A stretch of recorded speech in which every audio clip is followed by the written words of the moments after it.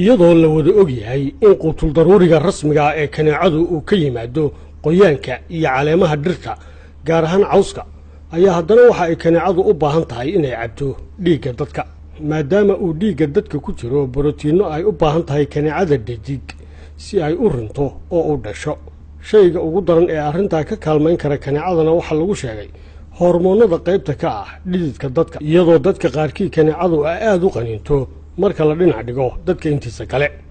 daraasad ay sameeyeen culimo caafimaad oo u dhashay dalka Holland kuna saabsanayd cudurka duumada ee ka yimaada kaneecada ayaa natiijadeedii waxaa ka soo baxday warbixin caddaynaysa in dadka aanay kaneecadu badanaa qaniinin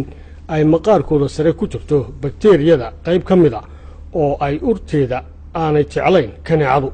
taasina ay tahay sababta ay kaneecadu badanaa u qaniini weyday qofkaasi sida lagu baahiyey barta YouTube-ka ee Creative Aid kaneecadu waxay ku muddaa qofka ah maado aan isla markiiba dareemin xanuunkeeda ilaa ay ka tiido oo ka nuugto dhiigga xilligaa uu qofku dareemayo cuncun kadibna laga yaabo inuu dhirbaaxo ama xuqutaan ku sameeyo halkaasi barnaamijkeena xogta daahsoon waxaan idinku hayaa mid iyo laba ka mid ah sida aad uga gaashaaman karto qaniiyada kaneecada quraaradaha cadarku ka dhammaado